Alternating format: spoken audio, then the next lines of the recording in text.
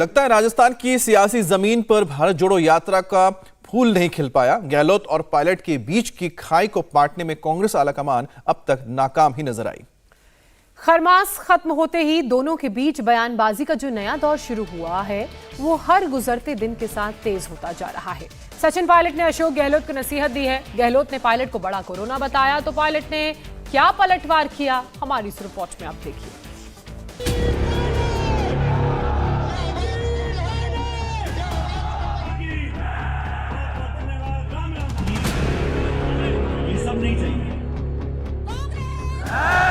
भाई हिलता है, मेहनत में तो कमी नहीं। एक बड़ा कोरोना और आ गया हमारी पार्टी के अंदर। कोरोना के आंकड़े भले ही अपने देश में कम हो गए हों, लेकिन आजकल ये राजस्थान की सियासत में छाया हुआ है। कोरोना से तुलना किए जाने से भड़के सचिन पायलट ने अशोक गहलोत का नाम तो नहीं लिया, लेकिन साफ साफ चेतावनी दे दी है कि इज्जत दोगे तभी इज्जत मिलेगी। कृषि से हर दिन, हर महीने, हर साल, इतना ही नहीं आपके रिटायरमेंट के लिए भी पैसे कमाना है, फिर देरी किस बात की। फ्रीडम ऐप को अब भी डाउनलोड कीजिए। मेरे बारे में क्या क्या बोला, क्या बोला, जो पहले बोला वो बताओ।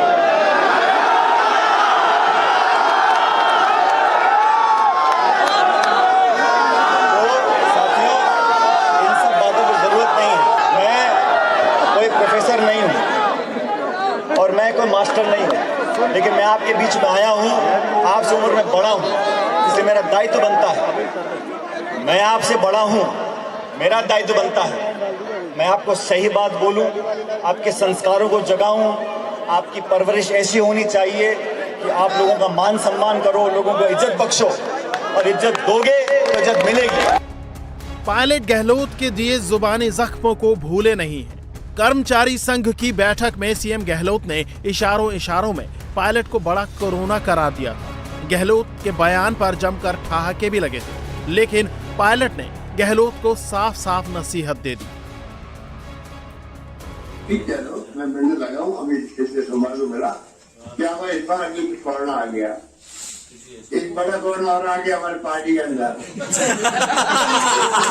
एक बड़ा कोरोना और आ गया हमारी पार्टी के अंदर। एक बड़ा कोरोना और आ गया हमारी पार्टी के अंदर। 32 सलाखों के पीछे जो बिना हड्डी की जीव है उसको संकलित करना ये बहुत जरूरी है। मुंह से निकली हुई बात कभी वापस नहीं आती। राज्य में साल के आखिर में चुनाव होना है और उससे पहले ऐसा लग रहा है मानो गहलोत और पायलट कांग्रेस में ना होकर एक दूसरे के खिलाफ ताल ठोक रहे हैं। एक तरफ जहां गहलोत पायलट पर अटैक करने का कोई मौका नहीं चूक रहे, तो पायलट भी ताल ठोक कर खड़े हैं। स्वागत करता हूं उस बात का कि जो इस प्रकरण में पकड़ा जा रहा है उस पर कार्रवाई की जा रही है, लेकिन इतना बड़ा हादसा अगर होता है, लगातार होता है, तो जिम्मेदारी तो तय करनी पड़ेगी। अब ये कहा जा रहा है कि कोई अधिकारी, कोई नेता इसमें लिप्त नहीं था, तो भाई जो एग्जाम की कॉपी होती है वो तिजोरी बंद होती है, वो तिजोरी में बंद होके बाहर बच्चों तक पहुंच गई, ये तो जादूगरी हो गई। भाई ऐसे कैसे हो सकता है। अब ये सभी को मालूम है कि राजस्थान की सियासत का जादूगर कौन है। कांग्रेस के अंदर चल रही है आपसी खींचतान के बहाने बीजेपी को गहलोत सरकार पर हमला करने का मौका मिल गया है।